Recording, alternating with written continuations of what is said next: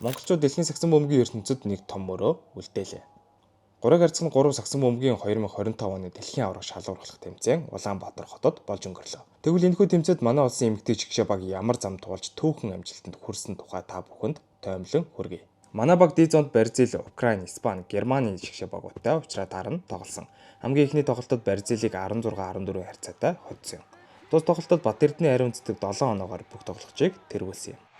Nianzov hits it, and the Mongolians come from behind to win it. This is what the game is all about. Wow! The floor is shaking in this place. Харин дараагийн тоглолтод Испанд 22-10 харьцаатай хожигдсон бол хэсгийн 3 дахь тоглолтод 18-14 харьцаатай Герман улсын шигшээ багийг буулгаж авсан юм. Үүний дараа хэсгийн хамгийн сүүлийн тоглолт болох Украины эсрэг Онлбаатарын хулан нэмэлт цагт 2 онооны шилэлт амжилттай болгосноор 18-16-гаар хоцсон юм.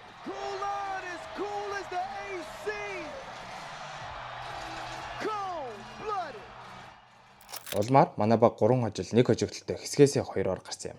Хасагдах шатны учраанууд дардан байсангүй. Бид шүүгийн 16-гийн тоглолтод дэлхийн номер 1 дээр бэлэгддэг бүгд найрамдах Хятад ард улсын шигшээ багтай таарсан юм.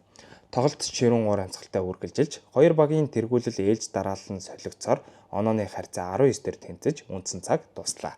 Нэмэлт цаг дээр төрүүлж 2 оноо авсан баг нь ялна. Хятадын довтлогыг манай охид маш сайн хамгаалсаар хариу довтлогоонд Онлбаатарын хулан дундын зайнаас хөөргөд довтлосоор 1 онооны тэргүүллийг авлаа. Үүний дараа Батэрдний ариун цэцэг самбар доороос өрсөлдөгчөө биеийн хүчээр илүүрхэж багтаа хожлын оноог авчирсан юм. Ингэснээр 2 багийн тоглолт 21-19-оор өндөрлөж Монгол улсын эмэгтэй шигшээ баг бүгд найрамдах Хятад ард улсын багийг гэрт нь хариулсан юм а. Шүүгийн энд манай охидыг сагсан бөмбөгийн эх орон Америк нэгдсэн улсын шигшээ хүлээж байлаа.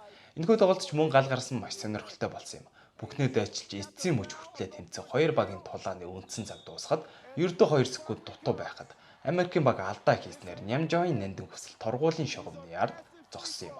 2 шидэлтэй хоёуланг нь хийснээр 18-15-ын харьцаатай манай улсын шигшээ баг хагас шигшээж шалгарч тэмцээний хамгийн том апсетийг төлөвлөсөн юм а.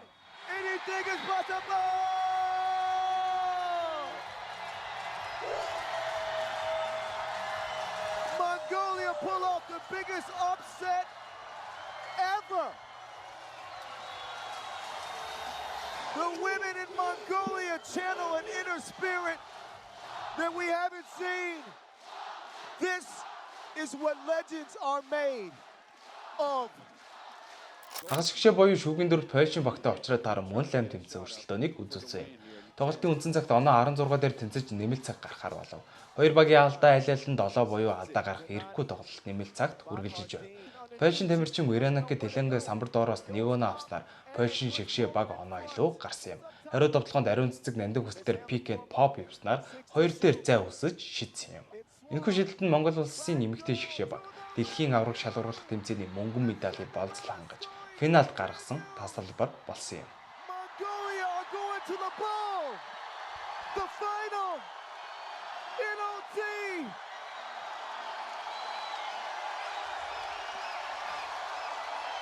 The crowd is roaring. Финалд манай улсын эмэгтэй шигшээ Нидерландын багт 15-9 оноогоор ялагдтал хүлээснээр мөнгөн медалийн эзэд болсон юм. Одоо харин та бүхэнд монголчууд тус тэмцээнд ямар амжилтын эзэн болсон талаар танилцуулъя. FIBA 3x3 дэлхийн аварга шалгуурлах тэмцээний бэлэгдэлийн шигшээ багт Онлбаатарын хулан нэрлэгдсэн байна. Батэрдний ариун цэцэг тэмцээний турш 44 оноо авснаар хамгийн өндөр оноотой тоглогч болжээ. Монголчууд анхудаа Олимпийн төрлийн багийн спортоор дэлхийн медалийн эзэд болсон нь энэ байлаа. Аз ТV-с 3x3 дэлхийн аварга шалгуурлах тэмцээний түүхэнд шилдэг дөрөвд үлдсэн 2 дахь баг бол Монгол болж үлдсэн юм. Дэлхийн аваргын тэмцээний дараа Онлбаатарын хулан дэлхийн чансааны 9-р байрт, харин Батэрдний ариун цэцэг 12-р байрт дэвшсэн байна.